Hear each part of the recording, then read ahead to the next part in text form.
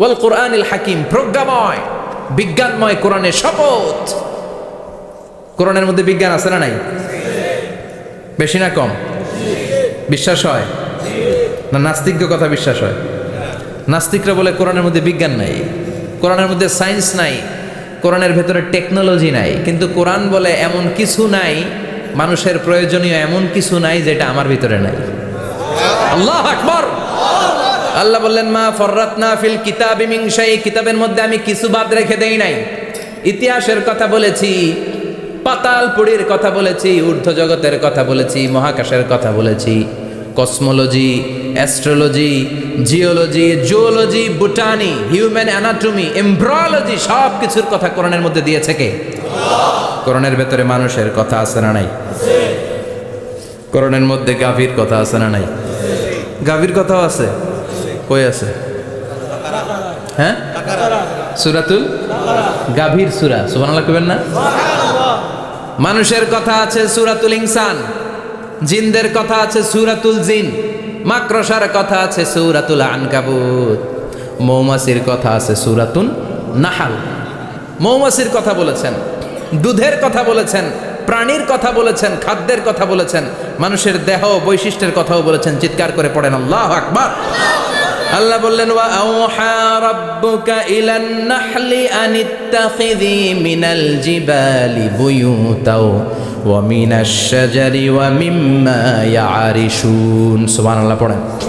ওয়া আওহা রাব্বুকা ইলান নাহল, আল্লাহ মৌমাছির কাছে সিক্রেট মেসেজ পাঠিয়েছেন। সুবহানাল্লাহ পড়েন। ওহীকে আরবিতে বলে সিক্রেট মেসেজ। আল্লাহ মৌমাছিকে ওহী করেছেন। কি করেছে দেখেন, ওয়াল কোরআনিল হাকিম, আল্লাহ যে বললেন শেষ হবে না এই কথা। ওয়াল কোরআনিল হাকিম, বিজ্ঞানময় কোরআনের শপথ, প্রজ্ঞাময় কোরআনের শপথ। বিশ্বনবী বলেন লা তুহসা আজাইবুহু, কোরআনের আশ্চর্যান্বিতার কোনো শেষ নাই। ওয়ালা তাবলা গারাইবুহু, কোরআন কোনোদিন কারো কাছে পুরাতন মনে হয় না। ফিহি মাসাবিহুল হুদা, কোরআনের মধ্যে আছে হেদায়েতের মশাল। ওয়া মানারুল হিকমা, কোরআন হলো বিজ্ঞানের সুউচ্চ মিনার।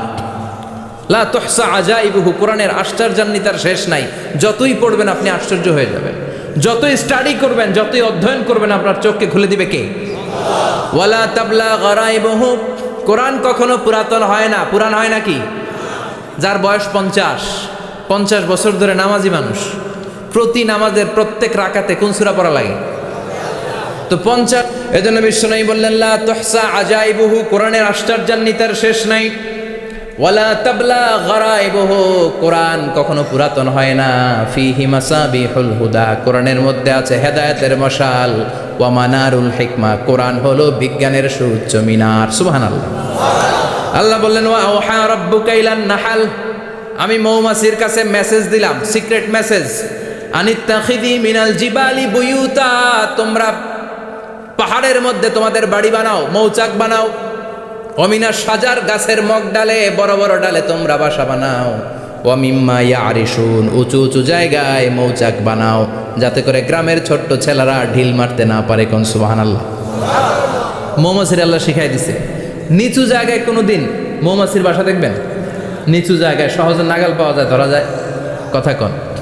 ডাল বেয়ে মগ ডালে ওঠা লাগে মধু খাইতে চাইলে। চিল্লায় বলেন ঠিক কিনা? আল্লাহ সিক্রেট মেসেজ দিলেন আর বললেন আনিত্তাখিযি। আলেম যারা আছেন বলেন তো, ইত্তাখিযি এটা কি মুজাক্কারের সিগা না মুয়ান্নাসের সিগা? কথা কইতে হবে। কেউ নাই এটার উত্তর দেওয়ার মতো। মুয়ান্নাস, মাশাআল্লাহ, এটা স্ত্রীবাচক শব্দ। আল্লাহ মৌমাছিকে যে মেসেজ করছে, পুরুষ মৌমাছিরে কয় নাই, এটা নারী মৌমাছিরে কইছে। চিল্লা এখন সুবহানাল্লাহ। এখন গবেষণা করে দেখা গিয়েছে, কার্ল ভন ফ্রিচ, একজন অস্ট্রিয়ান বিজ্ঞানী, উনি এটা নিয়ে গবেষণা করে 73 সালে 1973-তে নোবেল পেয়ে গেছে। এই আয়াতের উপর গবেষণা করে আল্লাহ কেমন করে সিক্রেট মেসেজ দিয়েছেন, কেমন করে মৌমাছি মৌচাকের বাসা বাঁধে, কেমন করে মধু আহরিত হয়, এটার উপর গবেষণা করে উনি একটা বই লিখেছেন, দ্য ডান্সিং বিজ। নেচে যাওয়া মৌমাছিগুলো, নাচতে নাচতে যেতে থাকা মৌমাছিগুলোর উপর একটা বই লিখে, দ্য ডান্সিং বিজ লিখে উনি নোবেল প্রাইজ পেয়েছেন এই মধুর উপরে। চিল্লায় পড়েন আল্লাহু আকবার। এখন কোরআনের আয়াত থেকে বোঝা গেল আনিত্তাখিযি মিনাল জিবালি বুয়ুতা, আল্লাহ নারী মৌমাছিকে বলেছেন মৌচাক বানাও, তোমাদের মধু রাখার জন্য বাসা বানাও। কার্ল ভন ফ্রিজ গবেষণা করে পেয়েছে মৌচাকের বাসা বানানো হয়, মধু আহরণ করা হয়। যেই মৌমাছিটা নেতৃত্ব দেয় এটা পুরুষ মৌমাছি নয়, এটা হলো মহিলা মৌমাছি। কোন সুবহানাল্লাহ। পুরো মৌচাকের মধ্যে মধু আহরণ, মধু নেওয়া, পুরো প্রসিডিউরটা সারার জন্য কোনো পুরুষ মৌমাছি লিডিং দেয় না, লিডিং দেয় একটা নারী মৌমাছি, স্ত্রী মৌমাছি। এজন্য ইত্তাখিদ, ম্যাসকুলিন জেন্ডার ইউজ না করে আল্লাহ বলেছেন ইত্তাখিদি, নারী মৌমাছিকে আল্লাহ অ্যাড্রেস করে বলেছেন যাও মৌচাক বানাও আর এটার মধ্যে মধু আহরণ করো। চিল্লায় পড়েন আল্লাহু আকবার। আল্লাহ বললেন ইত্তাখিদি মিনাল জিবালি বুয়ুতা, পাহাড়ের মধ্যে ঘর বানাও, মিনাস সাজার গাছের বড় ডালের মধ্যে ঘর বানাও, ওয়া মিম্মা ইয়ারিশুন, উঁচু উঁচু জায়গায় ঘর বানাও। উনি গবেষণা পেয়েছেন এই মধুর মধ্যে অসাধারণ কিছু ন্যাচারাল অ্যান্টিসেপটিক আছে। কি আছে? Natural antiseptic. এটার নাম হচ্ছে প্রপিলিস। প্রপিলিস নামে একটা লিকুইড পাওয়া যায় মৌচাকের মধ্যে। এটা কাটা জায়গায় লাগা দিলে স্যাভলন, ডেটল কিছু লাগানো লাগবে না। ওই প্রপিলিসের কারণে আপনার কাটা জায়গা এমনি শুকায় যাবে। সুবহানাল্লাহ পড়েন।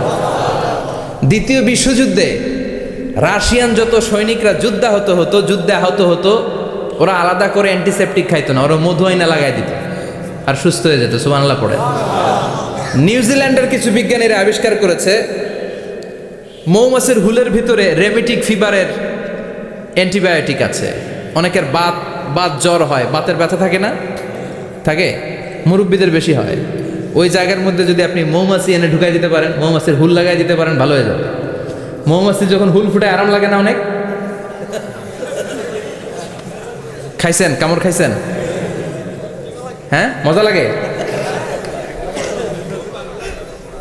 তো নিউজিল্যান্ডের এই গবেষকরা এরা আবিষ্কার করেছে যে মৌমাছি যদি হুল ফুটিয়ে দেয়, ওইখানে বাতের ব্যথা থাকলে, বেদনা থাকলে এটা ভালো হয়ে যাবে। আমি নিজে দেখেছি, বিবিসি একটা ডকুমেন্টারি, ইজিপশিয়ান একজন ফিজিশিয়ান, চিকিৎসক, উনি ওনার বাতের ব্যথায় আক্রান্ত যত রুগীরা আছে ওদের গায়ের মধ্যে মৌমাছি এনে এনে নিজে নিজে হুল ফুটায়। রুগী চিৎকার মারে, ও মাগো, ও আল্লাহ গো, কিন্তু একদিন পরে ব্যথা নাই, আর কয় ভালো হয়ে গেছে। সুবহানাল্লাহ কইবেন না? তো এজন্য এই যে আমরা মধু খাই, এই মৌচাকের ভেতরে অন অ্যান অ্যাভারেজ অ্যারাউন্ড 60,000 মৌমাছি থাকে। তিন ভাগে, একটা হচ্ছে কুইন বি, একটা মেল বি, আর একটা হচ্ছে ওয়ার্কার বি। একটা থাকে রানী মৌমাছি, এর নেতৃত্বে সবাই চলে। আর একটা থাকে মেল বি, পুরুষ মৌমাছি, বংশ বাড়ানোর জন্য এদের কাজে লাগে। আর সব হচ্ছে ওয়ার্কার বি, সবাই কাজ করে। আল্লাহ বললেন সুম্মা কুলি মিন কুল্লি সামারাত ফাসলুকি সুবুলা রাব্বিকি যুলুলা। আল্লাহ সিক্রেট মেসেজ দিয়ে বললেন গাছের উপরে বাসাবাদ, পাহাড়ের উপরে মৌচাকের বাসাবাদ, উঁচু উঁচু জায়গায় তোমরা তোমাদের বাসা বাঁধো। সুম্মা কুলি মিন কুল্লি সামারাত, এরপর এলাকার যত মিষ্টি মিষ্টি ফুল আছে, ফল আছে, ওখান থেকে রস নিয়ে আসো। সুবহানাল্লাহ। পুষ্প রস সংগ্রহ করে মধুগুলো, এটার বলে sweet nectar. They collect the sweet nectar from the flowers. এবং মধুর মধ্যে এত চমৎকার জিনিস থাকার কারণ হচ্ছে মৌমাছিগুলো ওই এলাকার সব ধরনের ফুল, ভালো ভালো সুগন্ধযুক্ত ফুল ফল থেকে রস নিয়ে আসে। তো ওই গাছগুলোর মধ্যে বনাজি গাছ আছে না নাই? ঔষধি গাছ আছে না নাই? এজন্য মধুরে বলা হয় সব রোগের ঔষধ। যত বনাজি ঔষধি গাছের নির্যাস আর পুষ্প রস আছে, সব আল্লাহ মধুর ভিতরে ঢুকায়া মধুকে আল্লাহ ন্যাচারাল ভ্যাকসিন বানিয়ে দিয়েছেন। চিল্লায়ে পড়েন আল্লাহু আকবার। আল্লাহ বললেন সুম্মা কুলি মিন কুল্লি সামারাত, সব ফল আর ফুল থেকেই নেকটার পুষ্পরস নিয়ে আসো। ফাসলুকি সুবুলা রাব্বিকি যুলুলা, যেমন যেমন গিয়েছিলা পথ চিনায় আবার ফিরে আসো। ইয়াখরুজু মিন বুতুনিহা শারাব, এরপর তাদের পেট থেকে বের হয় শারাব। মুখতালিফুন আলওয়ানু, এক একটা মধুর কালার হয়ে যায় এক এক রকম। কোন সুবহানাল্লাহ। সরষে ফুলের মধু একটু সাদা সাদা হয় না? আমি হচ্ছি মধু খাওয়ার পোক। আমি দেশে বিদেশে যেখানে গিয়েছি ফ্রেশ হানি আমি অনেক খুঁজেছি। ইয়ামানি একটা মধু পাওয়া যায়, ইয়ামানের সাওয়াহিলি এলাকায়, পাহাড়ি এলাকায়, একেবারে কুচকুচে কালো।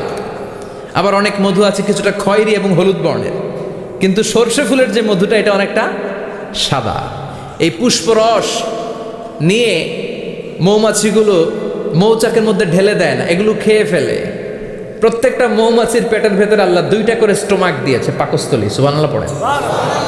এটাই Karl von Frisch the dancing bees বইয়ের মধ্যে লিখেছে গবেষণায়, যে 2টা পাকস্থলী। একটা পাকস্থলী দিয়ে মৌমাছি খায়, নিজে খেয়ে বাঁচে, আর একটা পাকস্থলী দিয়ে এই ফ্লাওয়ার নেক্টার, পুষ্প রস সংগ্রহ করে ওই পাকস্থলীতে রাখে। ওই পাকস্থলীর ভেতরে আল্লাহ একটা ন্যাচারাল এনজাইম দিয়েছেন, ওই এনজাইমের সাথে ওই পুষ্পরসটা মিক্সড হয়, তারপরে আরেকটা টিউব আছে, ওই টিউব দিয়ে মৌমাছি যে সে বাসার মধ্যে মৌমাছি যে সেখানে সাপ্লাই করে দিয়ে আসে, মধু ঢুকিয়ে দিয়ে আসে। চিল্লায় পড়েন সুবহানাল্লাহ। তার মানে বিষয়টা এমন না ফুলের রস নিয়ে মৌচাকের দিয়ে আসলো, ফুলের রস সে নেয়, তার স্পেশাল একটা স্টোমাকের মধ্যে ঢুকায়, সেখানে এনজাইম দিয়ে পাচক রস দিয়ে আল্লাহ এটাকে সমৃদ্ধ করে দেয়, তারপর আলাদা একটা নল দিয়ে টিউব দিয়ে মৌচাকের ভেতরে ঢুকিয়ে দেয়। কোন সুবহানাল্লাহ। কি অসাধারণ পদ্ধতিতে আল্লাহ মধু বানালেন, আর কি সুন্দর মধু হাতের মধ্যে লয়া জিব্বা দিয়া চাটে আর গান গায়, মধু হই হই বিষা বাইলা। আছে না নাই? আল্লাহ শুকরিয়া নাই, মধু খায় আর গান গায়, মধু হই হই